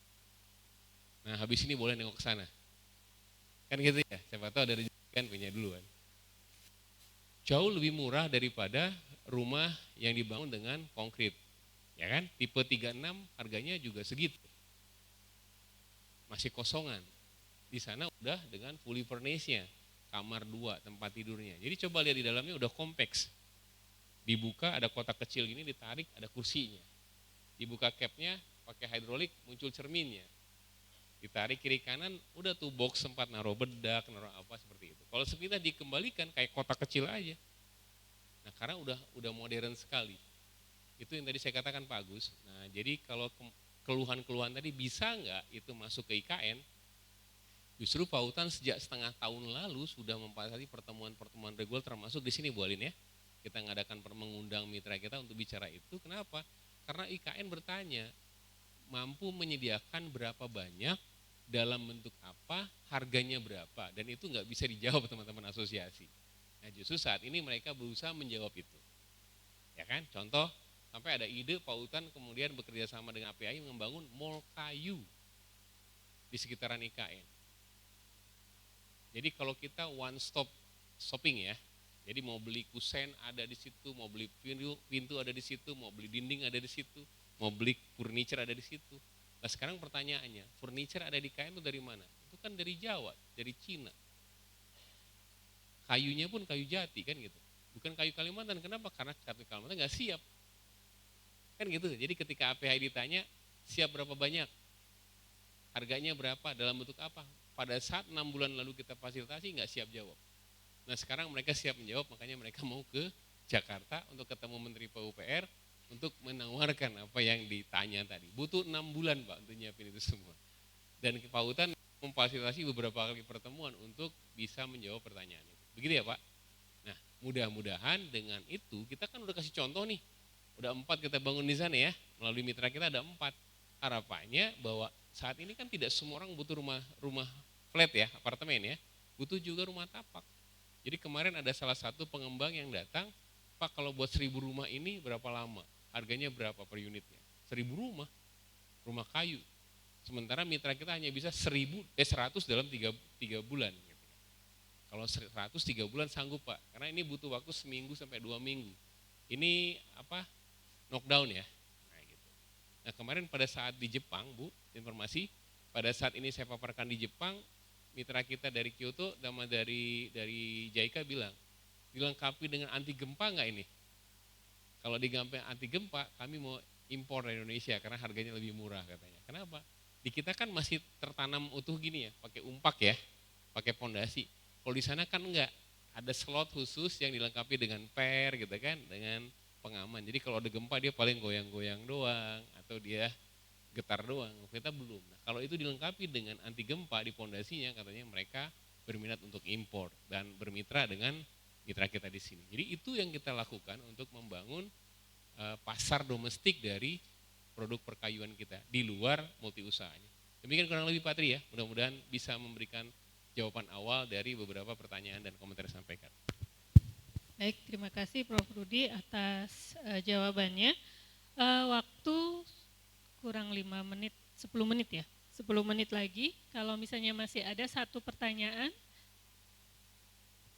silahkan. Tidak ada? Baik, saya hitung. Oke, seperti yang disampaikan oleh Prof. Rudi, kalau di kelas biasanya sudah gitu ya. Baik, mungkin tidak saya simpulkan juga terkait dengan apa yang telah dijawab oleh Prof. Rudi, artinya semua isinya daging ya, tinggal bagaimana kita memaknai bahwa multi usaha kehutanan ini menjadi peluang buat kita semua, menjadi bekal untuk adik-adik mahasiswa atau alumni nih sudah ya, yudisiumnya belum ya soalnya, ya sebentar lagi ya menjadi alumni Fahutan, artinya ini bisa menjadi bekal ketika kita bekerja di dunia kehutanan, kita bisa saling menyambungkan informasi ya, karena di sini banyak multi pihak. Jadi yang intinya yang mau dirubah itu harusnya mindset, kalau misalnya kita mau berubah. Nah itu saja yang kata kuncinya sebenarnya, isinya kalian harus berkembang semua terkait dengan apa yang telah disampaikan oleh Prof. Rudi tadi. Baik, untuk mengakhiri, kalau tidak ada pertanyaan, satu pantun cukup. Oke, makan lalapan dengan daun kemangi. Cakep, Tambah lezat dengan sambal terasi. cakep. Demikian moderator akhiri menampingi, atas kekurangannya saya ucapkan mohon maaf dan terima kasih. Baik, terima kasih sekali lagi Prof. Rudi. Saya lupa bilang terima kasih juga kepada Prof. Rudi, sudah promo tadi ada Atreo di slide ya. Saya mencari reseller. Ya. Oke, baik, terima kasih. Wassalamualaikum warahmatullahi wabarakatuh. Waalaikumsalam warahmatullahi wabarakatuh. Terima kasih kami ucapkan kepada Profesor Dr. Rudianto Amirta SHUT MP yang telah memberikan pemaparan materi terkait potensi dan peluang pengembangan multi usaha kehutanan dalam menopang peran ekonomi sektor kehutanan Indonesia. Sekali lagi kami ucapkan terima kasih kepada Bapak Rudi dan juga tentunya kami ucapkan terima kasih kepada moderator yang sangat luar biasa yang telah memandu sesi utama hari ini, Profesor Dr. RR Harlinda Kuspradini SHUT MP. Sekali lagi kita berikan tepuk tangan yang meriah kepada narasumber dan moderator hari ini. Mohon izin kepada Bapak Rudi dan juga Ibu Harlinda untuk bisa berdiri di depan untuk menerima sertifikat dan juga cenderamata, dan kami mohon kepada Bapak Dr. Erwin SHUT MP untuk berkenan memberikan cenderamata serta sertifikat kepada narasumber kita hari ini, Profesor Dr. Rudianto Amirta SHUT MP dan moderator Ibu Profesor Dr. Harlinda Kuspradini SHUT MP. Yang pertama mohon izin Bapak kepada narasumber kita, Bapak Rudi.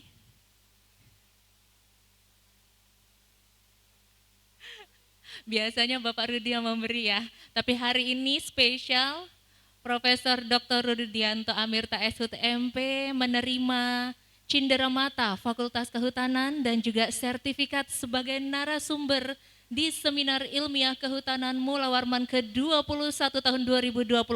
Mari bersama kita berikan tepuk tangan yang meriah.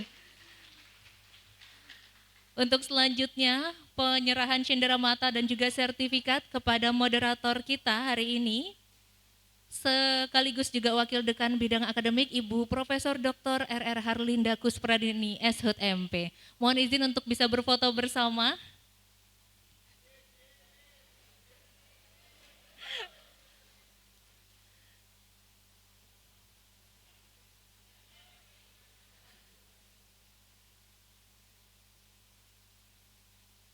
Baik, sekali lagi kami ucapkan terima kasih kepada Bapak Profesor Dr. Rudianto Amirta dan juga Ibu Profesor Harlinda Kuspradini dan tentunya Wakil Dekan Bidang Kemahasiswaan dan Alumni Bapak Dr. Erwin SHUT MP. Baik Bapak Ibu, para peserta Sigma 21 tahun 2024, untuk selanjutnya ialah pemaparan seminar ilmiah yang akan dibagi menjadi 5. Sebelumnya mohon izin untuk saya membacakan pembagian moderator untuk setiap ruang.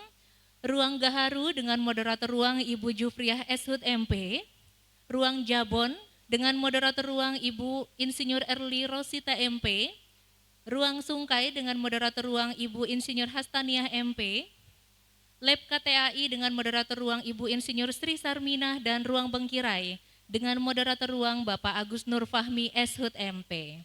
Baik Bapak Ibu hadirin yang berbahagia, tentunya tidak terasa kita telah tiba di penghujung acara materi utama pada seminar ilmiah Kehutanan Mula Warman ke-21 tahun 2024. Semoga materi yang sudah diberikan pada kesempatan sesi hari ini dapat bermanfaat dan tentunya menambah wawasan untuk kita semua. Dan kami berharap hasil riset dari para lulusan yang hari ini akan memberikan kontribusi yang signifikan dalam perkembangan IPTEK, khususnya di bidang kehutanan dan juga lingkungan. Kami ucapkan sekali lagi terima kasih kepada pembicara utama atau narasumber dan juga moderator utama yang sangat luar biasa hari ini. Tentunya tak lupa kita ucapkan terima kasih kepada seluruh peserta Sigma ke-21 tahun 2024. Bunga mekar di perbukitan, sawah luas di pedesaan. Terima kasih untuk perhatian, mohon maaf untuk kesalahan. Wassalamualaikum warahmatullahi wabarakatuh. Baik, kepada para peserta, untuk selanjutnya